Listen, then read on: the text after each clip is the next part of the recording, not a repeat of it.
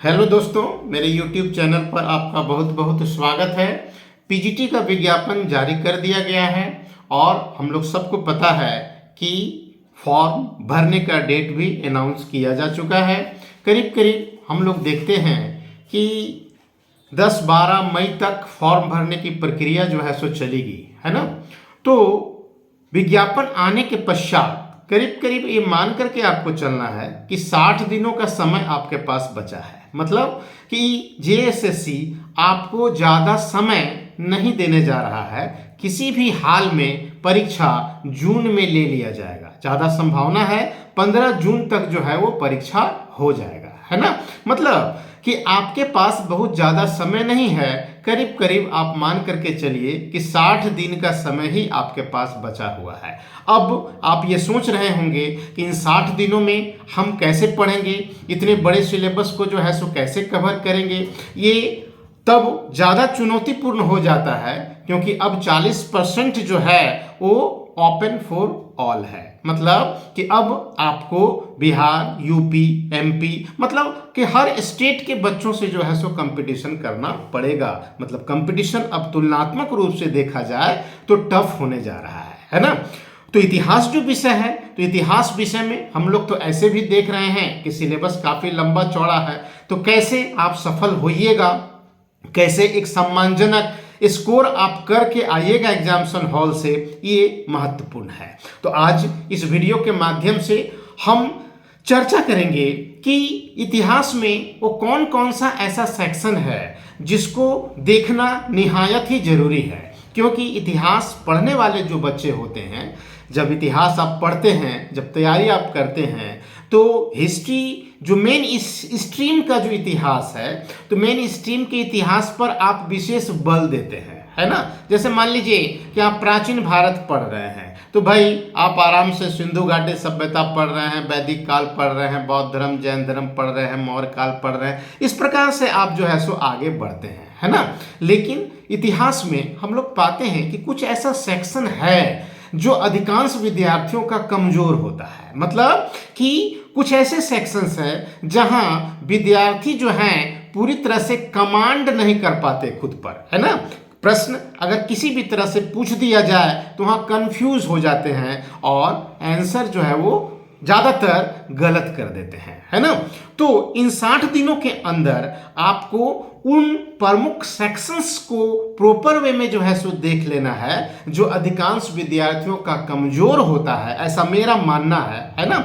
और वहां से प्रश्न अगर पूछे जाते हैं, जो कि पूछे ही जाते हैं, है ना, अच्छी खासी संख्या में पूछे जाते हैं, तो वहां पर पिछड़ने की संभावना वो ज्यादा हो जाती है ना। तो देखिए क्या क्या चीज आप विगत 60 दिनों में, है ना, आपको देख लेना है। आने वाला जो समय है ना, तो उसमें आपको क्या क्या चीज मुख्य रूप से देख लेना है जो छूटना नहीं चाहिए किसी भी हाल में, है ना।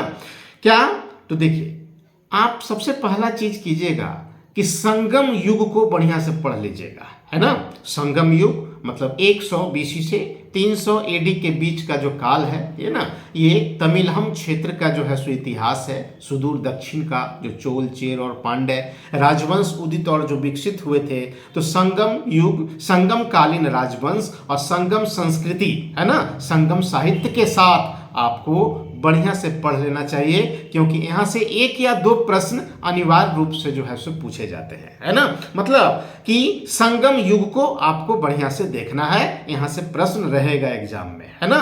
फिर आगे अगर हम लोग बढ़ते हैं तो हर्षवर्धन और हर्षवर्धन के बाद का जो काल है ना, वो आपको ध्यान में रखना है। मोहम्मद बिन कासिम के आक्रमण तक, है ना। मतलब कि हर्षवर्धन के पूरे काल को आप बढ़िया से पढ़िए और फिर भारत में अरबों का जो आक्रमण हुआ और अरबों के आक्रमण का क्या जो है सो परिणाम हुआ, उसको आपको देख लेना है। इसके पश्चात राजपूत काल, जिसको हम लोग पूर्व मध्य काल कहते हैं, मतलब 750 से 1206 के बीच का जो इतिहास है, इसमें जो प्रमुख राजवंश उदित हुए थे, जैसे गुर्जर प्रतिहार वंश, पाल वंश, राष्ट्रकूट वंश, इन सभी राजवंशों के बारे में, है ना, आपको उनसे जुड़े हुए राजाओं के बारे में, उनकी उपलब्धियों को देख लेना है प्रॉपर वे में। फिर हम लोग देखते हैं कि पाल राजवंश का विघटन हुआ, राष्ट्रकूटों का विघटन हुआ, गुर्जर प्रतिहारों का विघटन हुआ, तो बहुत सारे छोटे छोटे क्षेत्रीय राजवंश जो हैं सो उदित हुए। तो ये सारे के सारे राजवंश, उनके संस्थापक, उनसे जुड़े महत्वपूर्ण शासकों की उपलब्धियों को, खास करके सांस्कृतिक उपलब्धियों को आपको देख लेना चाहिए। यहाँ से भी प्रश्न जो है वो अच्छी खासी संख्या में पूछे जाते हैं, है ना। खास करके हम लोग पाते हैं कि राजपूत काल में जो मंदिर स्थापत्य से संबंधित जो विभिन्न शैलियां जो विकसित हुई और विभिन्न शैलियों से जुड़ी हुए जो विभिन्न प्रकार के मंदिर जो बनाए गए, तो उनकी विशेषताओं को जो है सो आपको देख लेना चाहिए, है ना। हम उम्मीद करते हैं कि जो किताब हम सजेस्ट किए हुए हैं तो उन किताबों को जो है सो आप पढ़ रहे होंगे, तो वहाँ से आप इसको जो है सो कर सकते हैं। फिर सल्तनत के बारे में हम लोग पढ़ते हैं, सल्तनत काल आप प्रॉपर वे में पढ़ते हैं, लेकिन दिल्ली सल्तनत के विघटन के पश्चात उदित होने वाले जो राजवंश थे, जैसे विजयनगर साम्राज्य, बहमनी साम्राज्य और भी बहुत सारे छोटे छोटे राजवंश उदित हुए सल्तनत के विघटन के पश्चात, है ना। उनसे जुड़े हुए राजाओं की जो सांस्कृतिक उपलब्धियां रहीं, है ना, तो वहाँ से भी प्रश्न जो है सो पूछे जाते हैं। मतलब कि दिल्ली सल्तनत के विघटन के पश्चात उदित होने वाले क्षेत्रीय राजवंशों को आपको पढ़ लेना चाहिए, यहां से प्रश्न पूछे जाएंगे, है ना। फिर मुगल काल तो आप पढ़ेंगे ही, लेकिन मुगल काल में भी हम लोग पाते हैं क्या कि 1707 से लेकर के 1857 के बीच के जो मुगल राजा हुए, जिनको उत्तर मुगल शासक कहते हैं, तो इन उत्तर मुगल शासकों को जो है सो आपको पढ़ लेना चाहिए। फिर हम लोग पाते हैं कि भारत में जो यूरोपीय कंपनियों का जो है सो आगमन हुआ, तो यूरोपीय कंपनियों का आगमन किन परिस्थितियों में हुआ, उन परिस्थितियों को जो है सो आपको पढ़ लेना है। जिस समय यूरोपीय कंपनियों का भारत आगमन हुआ तो भारत की अर्थव्यवस्था किस प्रकार की थी, मतलब मुगल अर्थव्यवस्था और उसके स्वरूप का जो है सो आपको अध्ययन कर लेना चाहिए, यहाँ से भी प्रश्न पूछे जाते हैं, है ना।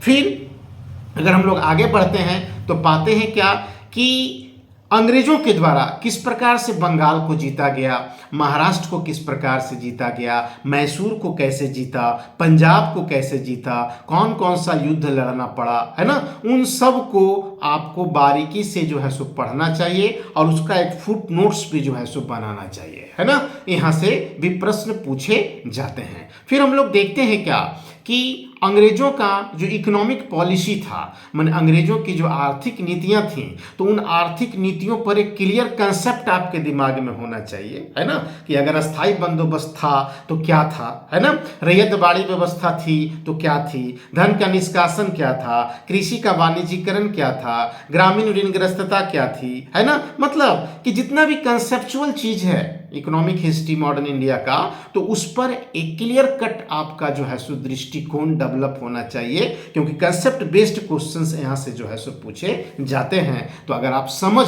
विकसित कर लिए हैं, इकोनॉमिक हिस्ट्री को पढ़ लिए हैं बढ़िया से, तो आप उसका आंसर कर सकते हैं। तो इसको बढ़िया से आपको देख लेना चाहिए, है ना। फिर हम लोग देखते हैं कि अंग्रेजों का जो इकोनॉमिक पॉलिसी था, तो उस इकोनॉमिक पॉलिसी के परिणाम स्वरूप हम लोग भारत में विद्रोहों की एक श्रृंखला को देखते हैं, चाहे वो नागरिकों का विद्रोह हो, किसानों का विद्रोह हो या आदिवासियों का विद्रोह हो। तो विद्रोह की जो श्रृंखला भारत में जो है सो चली, तो यहाँ से भी प्रश्न एग्जाम में पूछे जाते हैं। तो विभिन्न प्रकार के विद्रोहों को, है ना, आपको बढ़िया से देखना है ना, उनसे जुड़े हुए जो नेता थे, किस एरिया में कौन सा विद्रोह हुआ, किस विद्रोह का किस प्रकार का कारण था, है ना, तो उसको आपको देख लेना है 1857 के विद्रोह के साथ। फिर अगर मॉडर्न इंडिया में हम लोग बात करें तो पाते हैं कि 1947 से लेकर के 64 तक का जो काल है, तो इस पर भी विद्यार्थियों का कम ध्यान रहता है और यहाँ से भी प्रश्न 3-4 की संख्या में पूछ लिए जाते हैं। तो 1947 से लेकर 64 तक के भारत के इतिहास को आपको पढ़ लेना चाहिए। जो किताब एस के पांडे वाला जो हम बताए हुए हैं, तो एस के पांडे के किताब से ही 1947 से 64 तक के काल को आप पढ़ लीजिए प्रॉपर वे में, महत्वपूर्ण चीज़ों को आप जो है सो फुट नोट्स बना लीजिए, तो वहाँ से आपका काम जो है वो चल जाएगा, है ना। फिर अगर वर्ल्ड हिस्ट्री की हम लोग बात करें तो वर्ल्ड हिस्ट्री में सिलेबस तो बड़ा है, इतना तो आप पढ़ नहीं पाइएगा, तो कुछ ऐसा चीज है जो आप जरूर देख करके जाइएगा, वहां से प्रश्न काम चलाने लायक पूछ लिया जाएगा, है ना। मतलब कि 100% तो नहीं, लेकिन करीब करीब 75% क्वेश्चंस जो होगा वो इसी एरिया से होगा। क्या है भाई ये?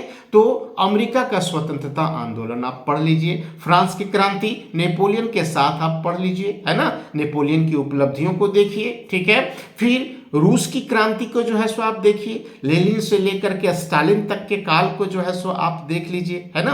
फिर पहला विश्व युद्ध और दूसरा विश्व युद्ध तो आपको पढ़ना है, और दोनों विश्व युद्धों के बीच के काल पर आपको विशेष फोकस करना है कि दो विश्व युद्धों के बीच किस प्रकार की घटनाएं घटी, हिटलर का उदय कैसे हुआ, हिटलर की किस प्रकार की गतिविधियां रही, है ना, राष्ट्रसंघ की स्थापना कैसे हुई, ठीक है, किन परिस्थितियों में हुई, ठीक है। इन सब चीजों को आपको जो है सो देख लेना चाहिए। फिर हम लोग पाते हैं क्या कि दूसरे विश्व युद्ध के पश्चात जैसे कि क्या क्या घटनाएं घटी, जैसे संयुक्त राष्ट्र संघ की स्थापना हुई, शीत युद्ध शुरू हुआ, उपनिवेशीकरण की प्रक्रिया आरंभ हुई, गुटनिरपेक्ष आंदोलन जो है सो चला, तो यहाँ से भी जो है सो प्रश्न पूछे जाते हैं। नाटो की स्थापना हुई, बहुत सारा चीज जो है सो है जहाँ से प्रश्न पूछे जा सकते हैं, है ना। तो आप इतिहास में उस एरिया को जरूर देख लीजिए इन 60 दिनों के दौरान, जहां से प्रश्न अनिवार्य रूप से पूछे जाते हैं और जो अधिकतर विद्यार्थियों का कमजोर एरिया होता है ना। तो ये महत्वपूर्ण है और इसको आपको देख लेना है। अब आने वाला जो 60 दिन है, इसमें कोशिश आपको ये भी करना है कि रोज कम से कम 200 ऑब्जेक्टिव क्वेश्चंस पर जो है सो आप प्रैक्टिस करें। यूथ पब्लिकेशंस की किताब के बारे में आपको हम बताए थे, क्वेश्चंस बैंक पर आप काम कर रहे होंगे या कर लिए होंगे, है ना। तो अगर नहीं किए हैं तो यूथ पब्लिकेशंस का जो क्वेश्चंस बैंक है हिस्ट्री का, तो रोज कम से कम 150-200 क्वेश्चंस पर जो है सो आप काम कीजिए, है ना। अप्रैल के लास्ट वीक तक में मेरा भी जो है सो एक क्वेश्चन बैंक नहीं कर सकते, बल्कि एक प्रैक्टिस सेट कहें हम लोग कि प्रैक्टिस सेट जो है सो इतिहास का बाजार में परियोजन पब्लिकेशंस के द्वारा आ रहा है ना। तो परियोजन पब्लिकेशंस के माध्यम से मेरा एक प्रैक्टिस सेट जो है वो बाजार में उपलब्ध होगा, उसको निश्चित रूप से आप लोग जो है सो खरीद करके वो बना लीजिएगा, है ना।